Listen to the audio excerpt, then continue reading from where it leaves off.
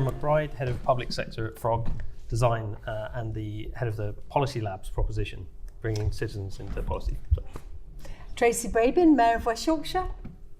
Lauren Fabianski, Head of Campaigns and Communications at the charity Pregnant Then Screwed. I'm Katherine Miles. I'm a city councillor in Oxford, and I brought my baby into the chamber when I had her, so don't worry about any of the little cries in the background. So.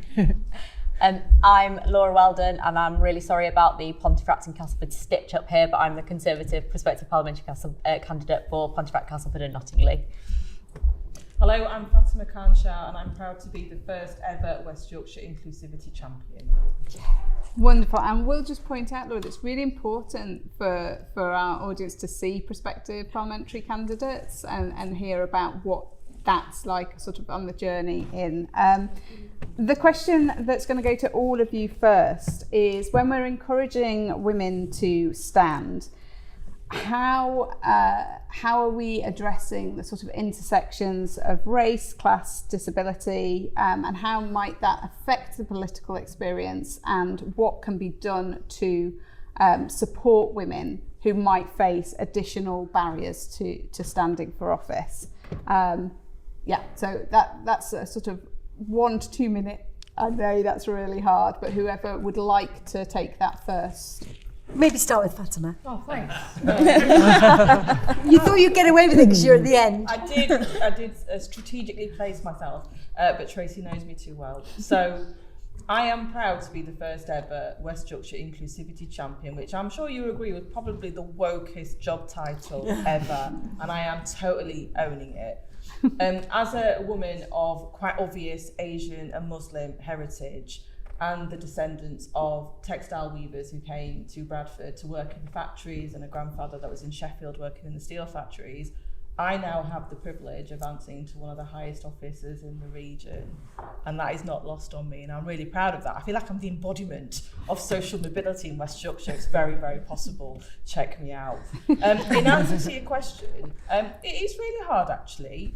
When I decided to apply for the role, I applied for one reason actually, and that was because I met a phenomenal woman and I wanted to work with her because she was ambitious, she was determined, she was fearless, and she made me believe in the art of the possible. And I was like, I want to be a part of this. I want to be a part of this vision that she's got, and I really want to support her to make a reality. What I didn't really think through was the practicalities of it.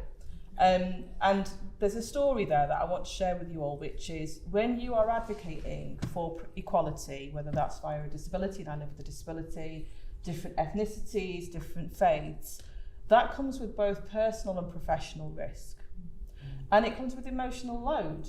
And having a network of people around you to support you to navigate that is crucial. So powerful women, and I'm very privileged to work with one of the most powerful women in I believe, the world, forget West Yorkshire, is really, really important. And the reason why it's important is not because she's powerful, but because she empowers me.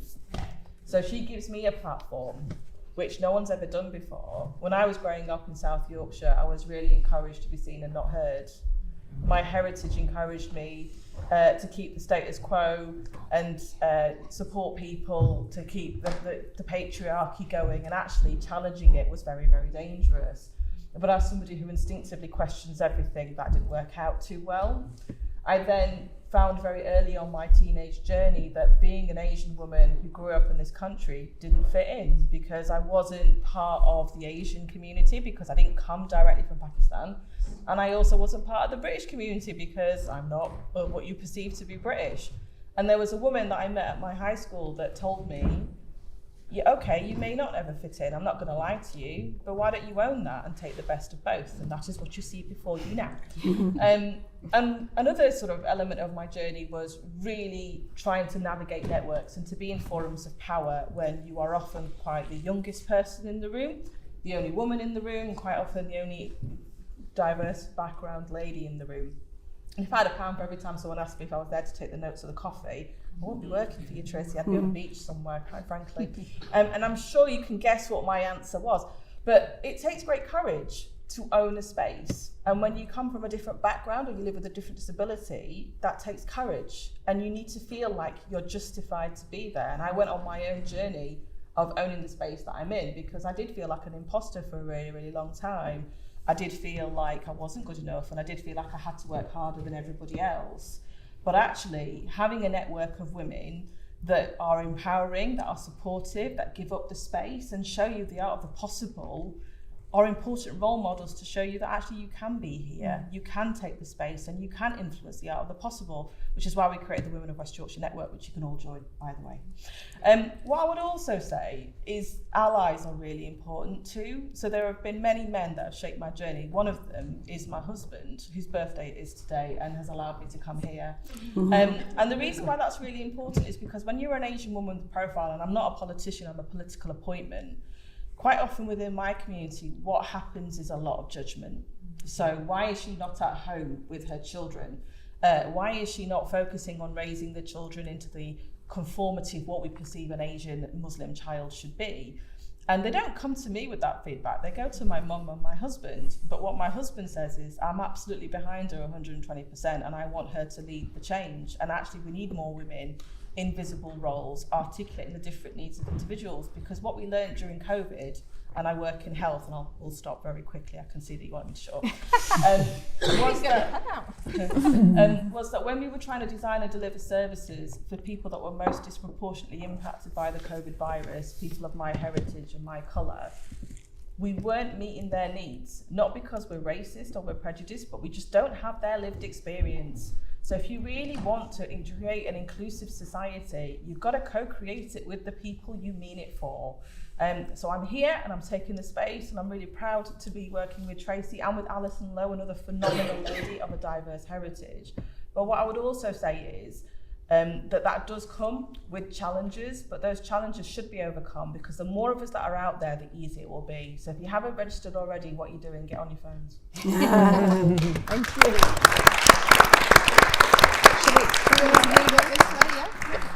So I am slightly embarrassed to be on the panel with Lauren, because Lauren has done something a lot braver than I have done, which is be in public life with a surname that's a bad hand at Scrabble.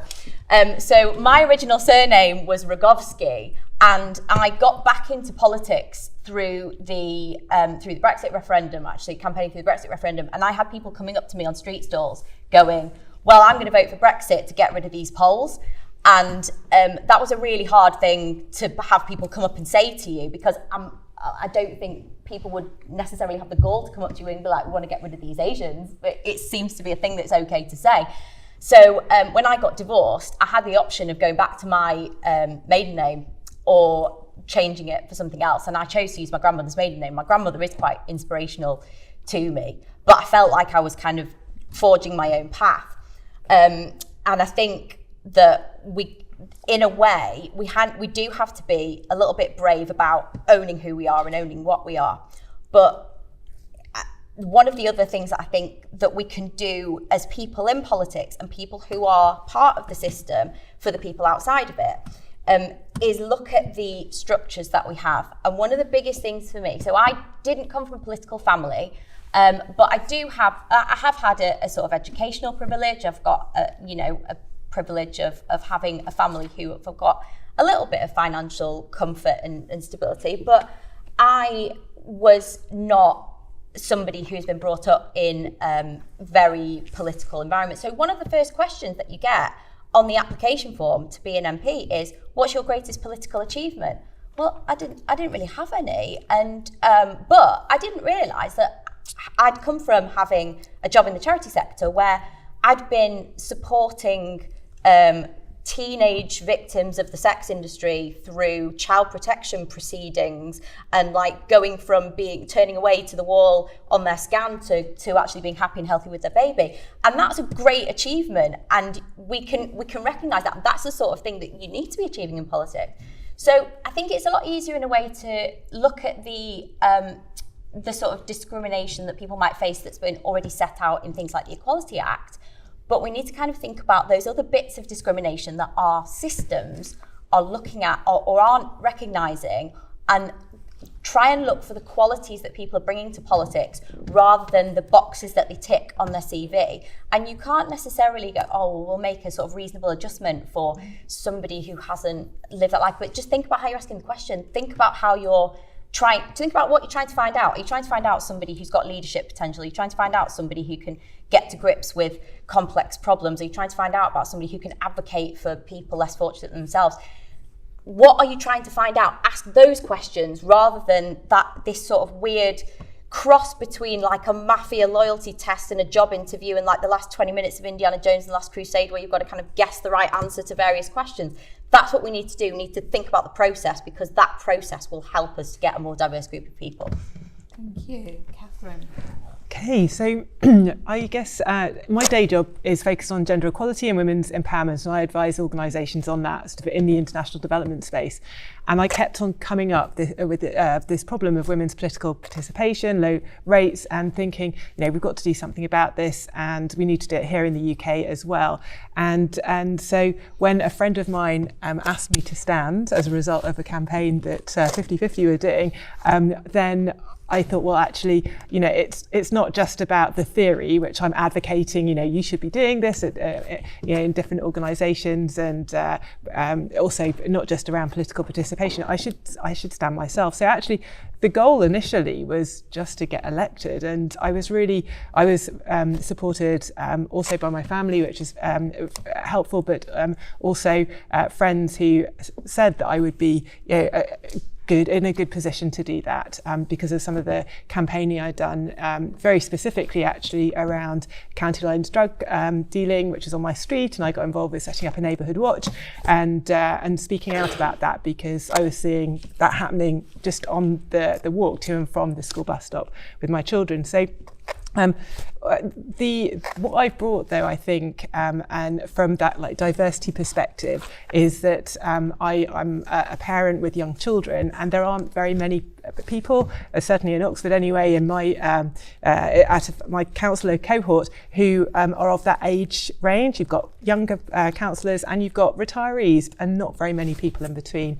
And so I'm in my third year as a councillor, but my second term, and I discovered I was pregnant with my third child during my first term in office, and ended up having to canvass and campaign in the lead up to the elections, and then also in those last crucial few months before the actual election with a newborn baby, which presented all sorts of difficulties, both doing the council work, trying to prove myself with a baby, but then also, and taking them into the chamber, making sure they weren't crying while I was speaking, and it's just all these logistical things. So there's part of it's about representation, actually being there, showing that you can do that.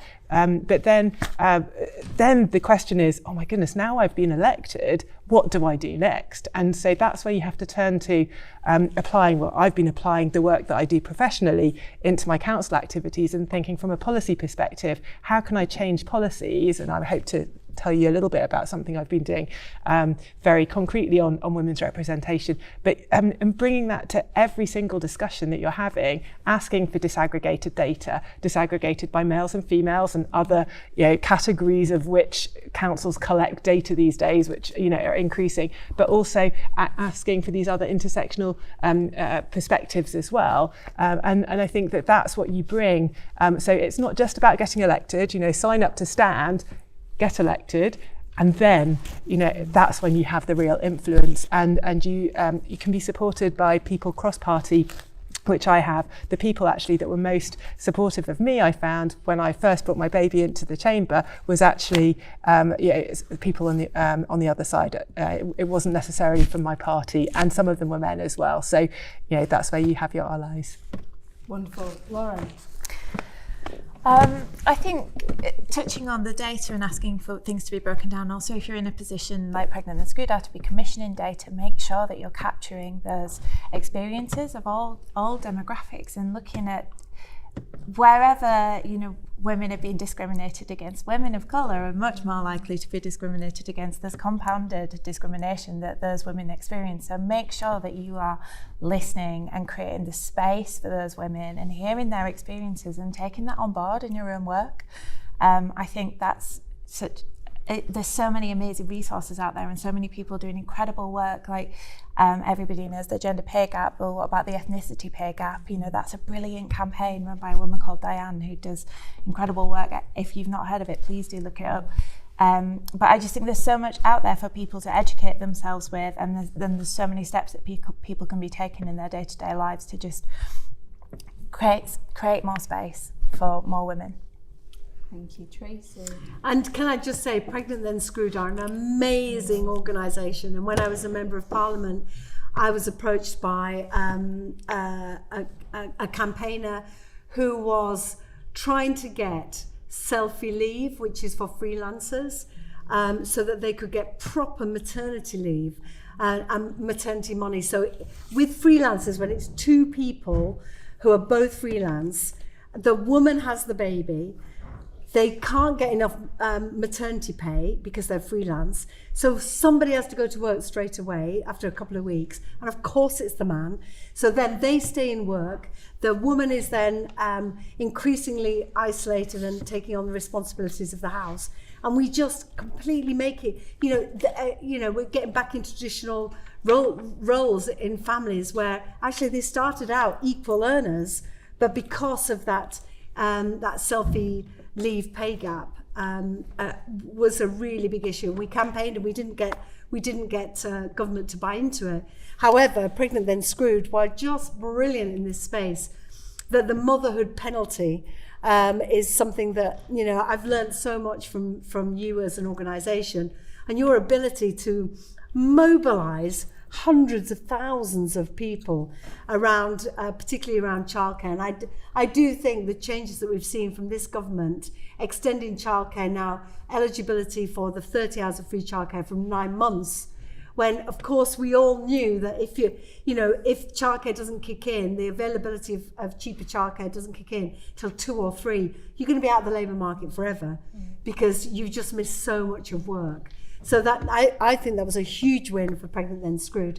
But just to, you've heard enough from me tonight, but just to say that your lived experience is absolutely your superpower. So Fatima is an extraordinary bridge for me to help close the health inequality gap because of her experience in health and also a lived experience. Alison Lowe, as a woman of colour, being able to hold the police to account around their diversity targets and the fact that the police force doesn't reflect the community we serve. She does it in a way of authenticity that I definitely could not do it. And she's taken incredibly seriously, and West Yorkshire Police have responded really positively and looked at themselves with a very critical eye because of her challenge. So whatever your experience, that is your superpower. Thank you, Kieran. Yeah, so I'm going to, it's an interesting position to come from because all of the progressives that I work with in the civil service, in kind of HMRC, DEFRA, Home Office, are all female leaders. So in the space that I work in, where they're trying to completely change how policy is made, because it's very assumptive often, it can be very reactive from a minister trying to get headlines, perhaps. You're not quite sure what the motives are sometimes. And it can be, policy teams are just under huge pressure to create policy and then get it delivered, because delivery is what the government wants to see. Everybody wants to see things happening. But if you're actually going to test policy and understand, is this even a problem that it needs solving, is basically the first question you need to ask. Before a policy, policy intent becomes a policy, all of the heads of, as I say, Faye Churchill is the head of policy lab over at HMRC, Sally Hall's at Home Office, you've got Lindsay over at DEFRA, and Janet Hughes is sponsoring that over at DEFRA. All of these people, interestingly, have that kind of level of empathy that you were talking about earlier, because it's kind of, there's a bit of pushback in the civil service and government to pay for that kind of work because they don't see the direct impact. How do you link what's happening in terms of bringing diverse perspectives, whether it be women, gender, race, cultures, into policy making, the people that are affected by it? How do you prove that? That's the kind of blocker that I see. And time again, it comes down to a business case. This is obviously, me coming from a consultancy, but how do you take something like empathy and prove that having empathy and diverse perspectives on a problem gives you a much better solution? Because me as a single white male, I see one facet of a problem. The more diverse perspectives you get, you see the whole problem. And that's only how you get a good solution. So in my consultancy brain, I was just thinking, how do you get that kind of business case for actually more women, more diversity in general, solve problems faster and better when you're given the space to actually unpick the problem and see whether it's worth solving? Like, what's the point in solving a problem that's going to cost hundreds of millions in delivery if it doesn't need solving in the first place, and you only realise that once it's in delivery? So kind of your empathy, and I don't know, that was a bit of a rant, but no, and it's a really, really good point, and yeah, I think that I'll come back to you actually, Kieran, because we're going to have to motor, I think, to allow people to have some questions. So I'm actually going to truncate things a little bit, and I'm just going to lob a couple of questions out at people rather than the long list of questions that I had. So Kieran, can you talk briefly a little bit how embedding citizens' experiences can help shape policy and what that could look like in the future? Yeah, so we're doing that all the time, as I say, but this isn't about selling what we're doing. It's essentially, there are blockers to doing that. One is, government, the Treasury releases money in budget, seeing action. And if you don't have the time to explore the place, that's a key blocker. So working with Treasury to understand how discovery processes or policy is made should be funded. That's like a central government challenge right there. I'm not sure whether we can solve that in this room. But there's also a risk piece, because when policy is being made, policy teams find it hugely risky to say, well, I'm in DEFRA and we need to roll out land management policy, let's bring farmers into the conversation. Are they empowered to do that? A lot of the time, no. So you need Director General Perm Sex and ministers to say, actually, this is the de facto way we should do it, because we've proved that doing it this way creates better outcomes, which is better for everybody, citizens, ministers.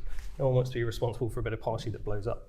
So really, it's really senior level sponsorship to actually give permission to policy teams to work in that way, because right now they don't have it. So even if they see it's the best way in the world to do it, there's central things within government that will stop that from happening, because they will just continue to work in the safest way that they know how. It's interesting what you were saying about business case, because there is reams of research that suggests that diversity not only is really good in governance and really helps in governments and across the world, but also in business. Like there's reams of research on it. So the research is there, it just needs to be implemented. I'm going to go to Laura, and just briefly, Laura, how can parties address some of the structural issues that create barriers for women getting into politics, such as candidate selection, for example? Yeah, so one, certainly within my party, I have to say that CWO, Conservative Women's Organisation, have been amazing from the point at which I wanted to become a candidate, or I was sort of nudged into it. In fact, what happened was Siobhan Bailey, MP, grabbed me by the arm as I was having a conversation with her at party conference, and dragged me to the CWO stand, like quite literally, like yanked my arm out of the socket and said, let's get this one of the candidates. I was like, okay. And it's not just that though, it's all the things that are stopping us. And so I was actually approached to put my name forward to be in a by-election. And obviously a by-election is just happening now, and you've got to get on with it and start campaigning. But my question was, I'm on like a normal amount of money, quite a low amount of money at the time actually. How the hell am I going to pay my mortgage if I've got to take 6 weeks off work and do full-on campaigning? And I had a conversation with Baroness Anne Jenkin, and I was like, I don't know how I'm going to do it. That's my blocker here. And she's like, we'll find someone to get you some money. Don't worry. Like, and it was like that. We'll find a solution. And I think it's that level of uncertainty that, like, those things exist, and we know that there's donors who exist, and we know that there's people who exist that we could provide, things for women who have got these financial commitments, or have got these like childcare commitments, or geographical commitments, work commitments, because not everybody has got a lovely flexible job. A lot of women work in quite fixed types of employment. How can we do that where we work with what women have got going on? And I think it's having that conversation with women and going, actually, what is stopping you? What are the practical things that are stopping you? And being a little bit self-starting here and going, all right, do we need a fund so that we can support you know, women who can't afford to take time off work to be a candidate? Or do we need a fund for childcare? Can we do that? Well, yes, we can. I'm going to come to Lauren on the subject of childcare, and what sort of policy changes could the parties make with regards to childcare and work-life balance that will help not only get women into Parliament, but then enable them to stay there as well?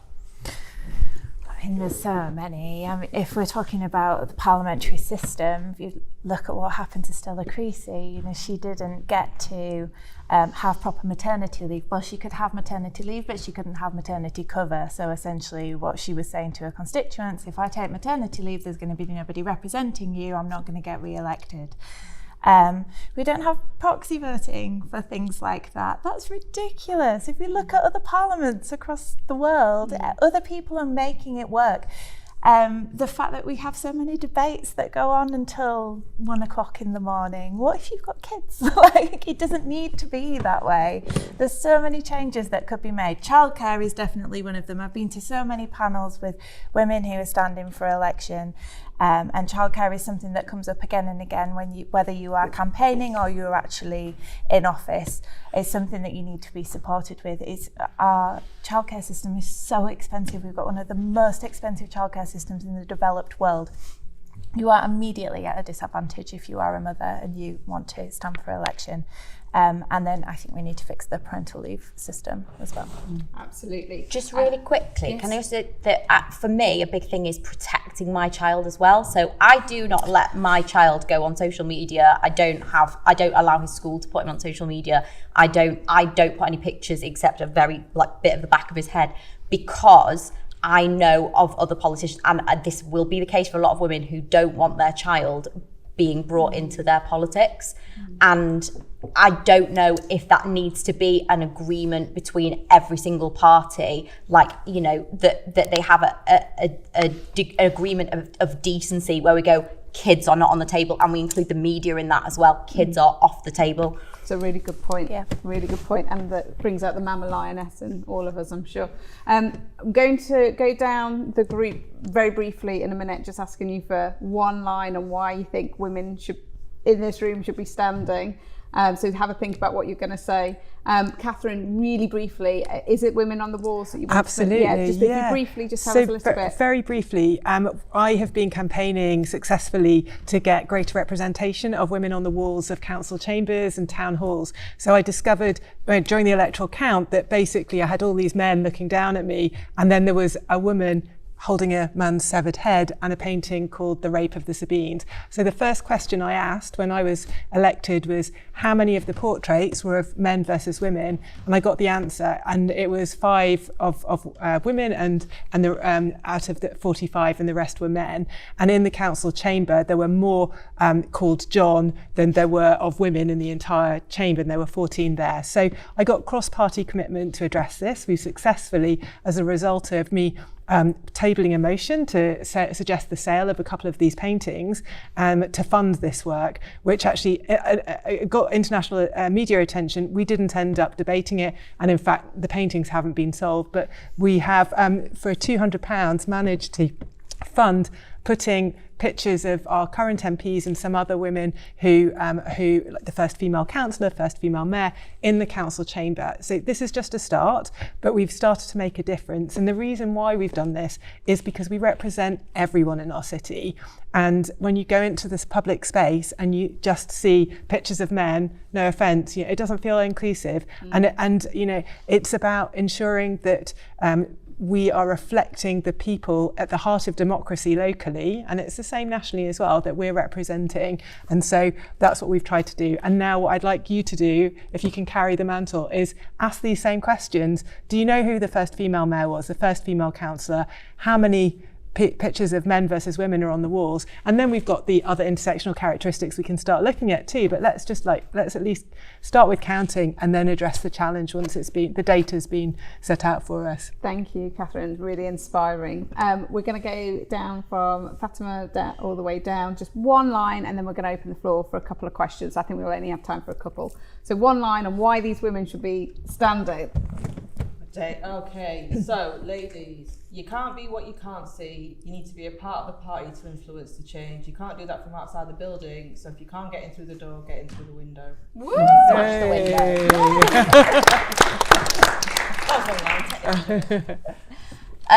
I would say, however small, however insignificant, however unimportant you think you are, you've got something. I'm sorry, I'm really emotional about this. You've got something to offer. You absolutely do. And it doesn't matter, even if it's just a really hard life and a completely uphill paper round, that experience is valuable to the people who have had a life of privilege, who don't understand what you're going through. And there are people who need that changing, and you can do it. Wonderful. Yeah. Look, it's fun and it's rewarding, and you make a difference, and actually it gives you the opportunity to knock on people's doors and you hear their stories, and it just means that you understand the world a little bit better through hearing all those personal stories. So give it a go. You might find yourself elected. I'd say don't be intimidated if you were not raised in an environment that was politically active, or you didn't do a master's in politics and you don't have a complete comprehensive knowledge of the political system. 3 years ago, I could have probably named 5 MPs. And before the last spring statement that happened a few weeks ago, Politico wanted to do an interview with me about what might happen in the spring statement. Like, you can learn it, you will learn it. So just, have a go. It's a really good one. It's really good.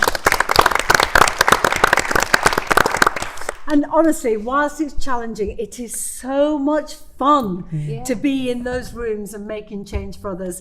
Because if you don't do politics, politics does you.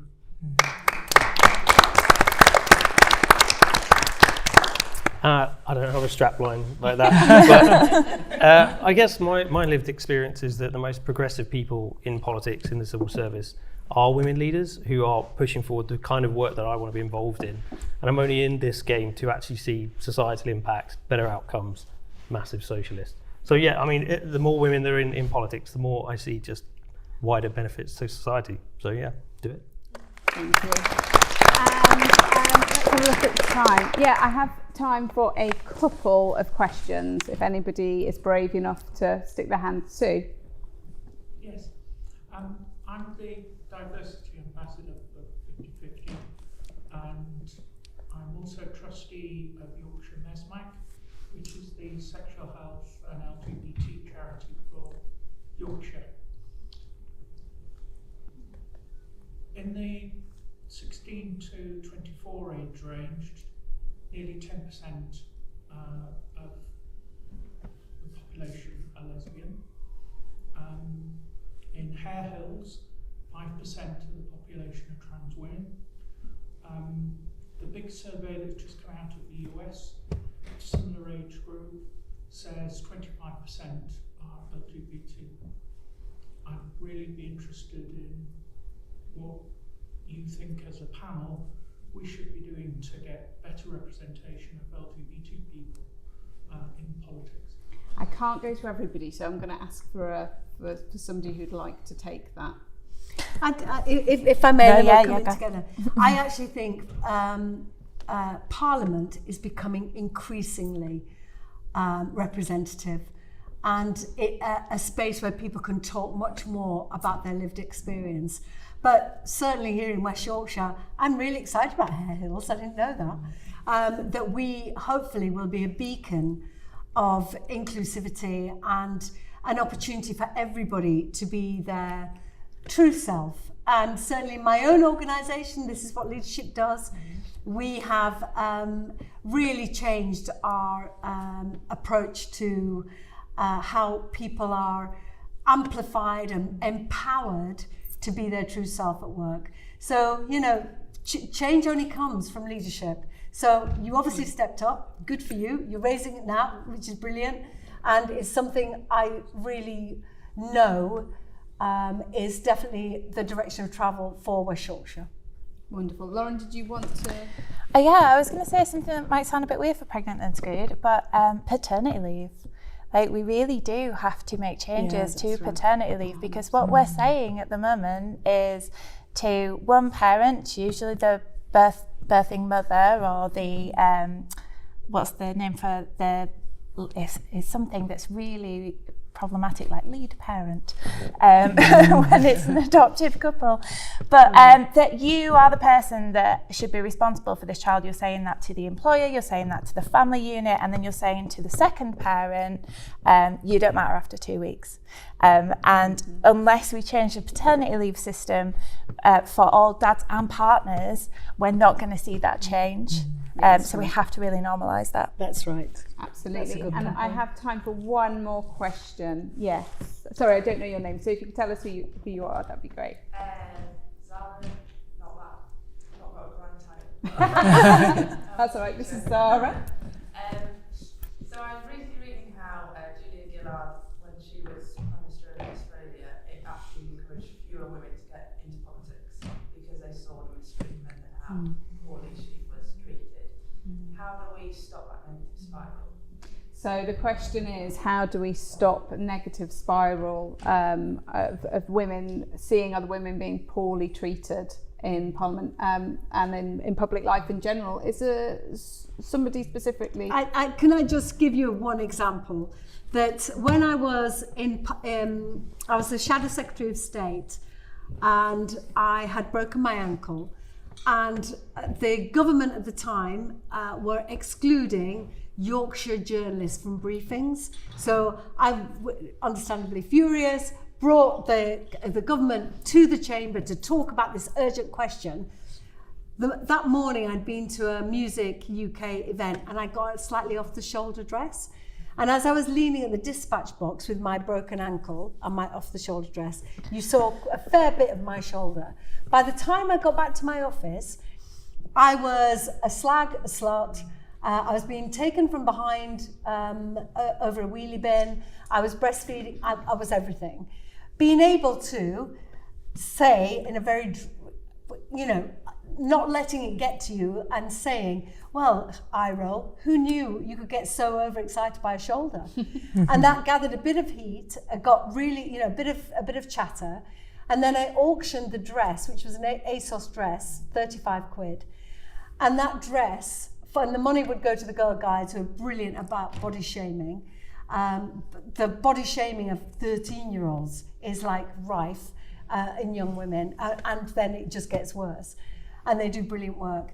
And that dress raised 20,200. Now, the point of the story is that taking on the trolls, and I was able, in my position, to support all of those other women who are in retail, being told that they have to wear a skirt, they can't wear trousers, or in hospitality, you have to wear high heels, even though you're on your feet 8 hours a day.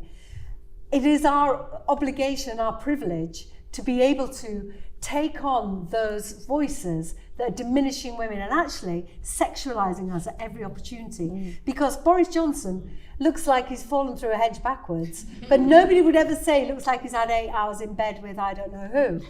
Because we are always diminished by sexualising what we wear and so on. So I think it's also an obligation as leaders to diminish the trolls so that we don't run away and feel that they win. So we have to fight and use our profile to fight for other women as well. Absolutely. And Fatima, I know you wanted to add a point, and then we're going to wrap it up. So firstly, I thought she looked fabulous in Parliament. I don't know about you, but just saying. My mum taught me that the standard we walk past is the standard we accept. And although I'm not a politician, I get a lot of grief publicly in a variety of forums, both passive-aggressive, microaggressive, trolling or whatever. And what really, really inspires me is how sometimes people step up and I don't even have to. So they'll say something on a tweet or an X or whatever, and then somebody will reply and go, why have you said that? And they'll call it out and other people will support them. So that's one thing. If you're not there and people don't step up, how are we going to get the change? Mm-hmm. And also there is something about the fact that actually, as an Asian woman, I've always been encouraged to stay in the shadows. And that actually empowers me to become even more visible. So don't let the haters hate, right? Fight back and take the space that you deserve to take, because you're a role model. Whatever you're doing in life, we're all role models. And that little person's looking to you to lead the change. So over to you. Absolutely. Very finally on that point, there is a lot of work happening, which Tracy, I'm sure, is aware of with regards to the Jo Cox Commission and how people are treated, women especially in public life, and also Fawcett, supported by 50/50, are running a campaign on zero tolerance to misogyny and hate and racialised misogyny in the run-up to the election. So there is work happening. You know, the cross-party and with organisations outside of Parliament, there is work happening to try and stem this flow of hate. And as Fatima said, we've got to be in there making the change. Thank you all so much. It's been really fun and really informative, and we're going to move over to the bar. But Ben, did you have any housekeeping or anything? Just the bar's that way. So finally, just a couple of hashtags: 50/50 Parliament,